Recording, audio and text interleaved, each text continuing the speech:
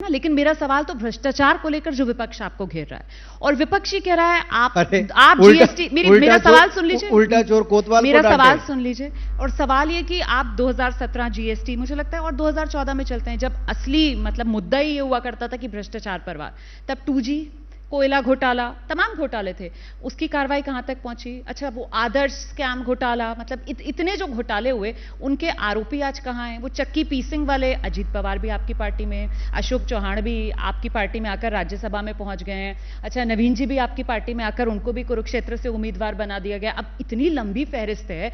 वो जो nationally corrupt party थी वो भी दो फाड़ होकर उसका भी एक हिस्सा आपके साथ आ गया है। वो जो सबसे भ्रष्ट नॉर्थ ईस्ट वाले नेता थे हेमंत बिस्वा शर्मा, गृह मंत्री जी ने उनको ये उपाधि दी थी, वो भी आपकी पार्टी में आ गए।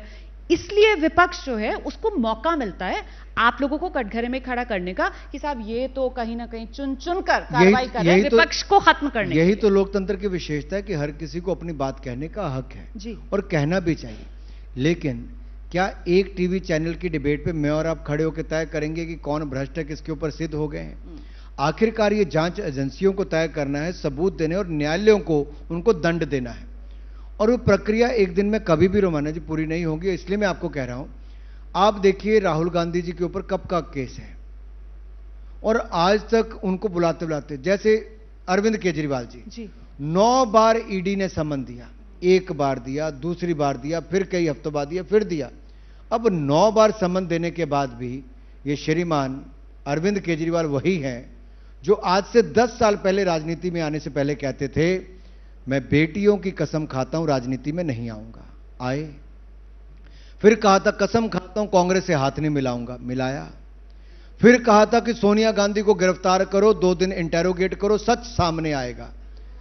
अब जब इनको गिरफ्तारी की बात आई तब ये 9 समन भी मंजूर नहीं करते हैं। अब चित भी मेरी पट भी मेरा। ठीक है। आप राजनीति में आने से पहले, राजनीति में आने के बाद भी जो, और मैं आपको 2 साल पुराना ही बताता हूं जी, 1 साल पुराना, इनका शायद आपके चैनल पे हुआ था, इन्होंने बड़ी बड़ी बातें कही थी। कौन रोकता है ईडी सीबीआई को? मनीष सिसोदिया को गिरफ्तार क्यों नहीं करते? रोज रोज बुलावा देते हैं, गिरफ्तार क्यों नहीं करते? ये कहा, मुझे लगता है इनके अंदर से लड्डू फूट रहा था कि कब गिरफ्तार करें, कि कब सत्येंद्र जैन के बाद मनीष सिसोदिया जाएं, कब संजय सिंह जाएं, कब बाकी जाएं और मैं अकेला राज करूं। लेकिन पिछली होली पर उन्होंने एक दुआ मांगी थी उन्होंने कि मेरे 3 यार जेल में अकेले होली मना रहे हैं। अब की होली में रंग भर दिया है। आपने दुआ कबूल करवा दी। अब की होली में रंग भर दिया है। देखो भगवान सुनता है। अच्छा, लेकिन मुझे बताइए कि राज की जो बात आपने की, राज तो वो कह रहे हैं अभी भी मैं ही करूंगा, भले ही सलाखों के पीछे से करूं, कोई हिला नहीं सकता। क्या आपको लगता है देश का कोई राज्य ऐसा जहां का मुख्यमंत्री जेल में हो, भ्रष्टाचार में जेल में हो और उसके कई साथी मंत्री, उप मुख्यमंत्री और बाकी मंत्री जेल में हो? तो शायद ये दुनिया का पहला मुख्यमंत्री होगा जो जेल में सारी कैबिनेट इकट्ठी करेगा, जो बाकी बाहर रह गए उनको भी अंदर, और वहीं पे कैबिनेट मीटिंग करेगा। ऐसा मुझे लगता है देखने में। कौन नैतिकता की दुहाई देता था? ये ज्ञान बांटते थे जी पूरी दुनिया को। आज अनैतिकता की पराकाष्ठा। ये ऐसे कैसे देश चल सकता है? लालू प्रसाद यादव जी जिन्होंने चारा घोटाला किया था, उनमें भी इतनी नैतिकता थी कि चलो पत्नी को ही बिठा गए। अब हो सकता है इनकी धर्मपत्नी ने भी कहा कि मुझे भी राबड़ी देवी बनना है। इसका चांस आपको लग रहा है? सुनीता केजरीवाल मुख्यमंत्री दिल्ली की, आपको ऐसा लगता है? देखिए, रोज कहते हैं कुछ बड़ा करेंगी, आती हैं कुछ 2 लाइनें बोल के, पढ़ा लिखा सामने आता है वो बोल के चली जाती। हाँ। कल भी कोई बड़ा खुलासा करना था, देश इंतजार करता रहा, खुलासा तो बड़ा हुआ नहीं, लेकिन वो मीडिया के माध्यम से बड़ी देर से बनाने की कोशिश कर रहे हैं और बनते जा रहे हैं। मुझे बताइए, अब इसी मामले को लेकर विपक्ष एकजुट हो रहा है। 31 तारीख को उन्होंने बड़ी रैली का भी आह्वान किया है। कहीं ऐसा तो नहीं कि देखिए विपक्ष तो आप लोगों को कटघरे में कर रहा है कि भाई ये ईडी सीबीआई जो भी एजेंसीज एक्शन ले रही हैं ये केंद्र सरकार की कठपुतली के तौर पर काम कर रही हैं, तो आपने बैठे बैठाए विपक्ष को संजीवनी तो नहीं दे दी है? मेरा सीधा एक सवाल सोनिया गांधी जी से, खड़गे जी से, राहुल गांधी जी से। ठीक है जी।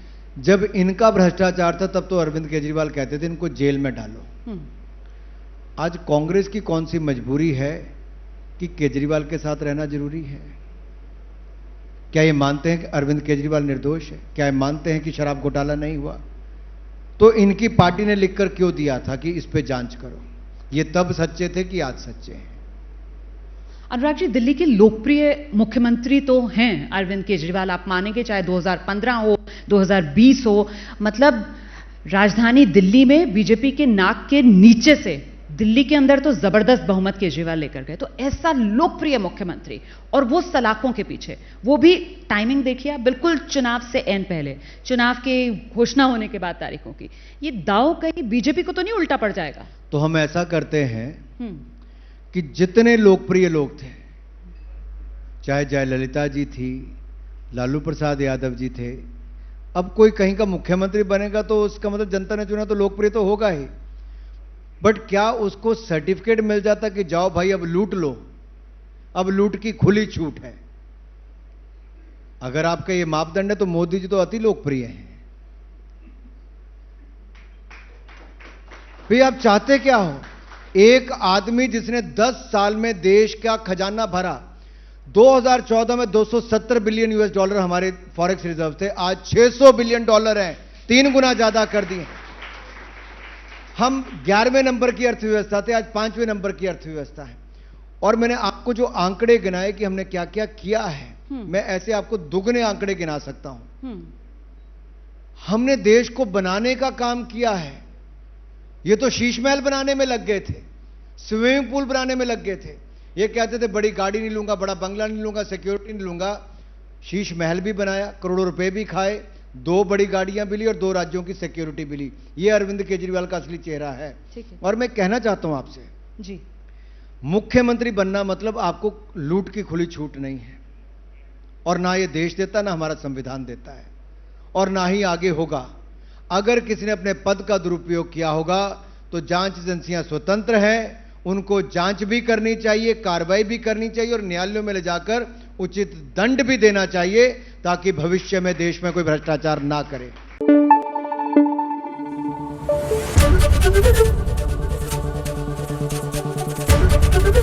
एबीपी न्यूज आपको रखे आगे।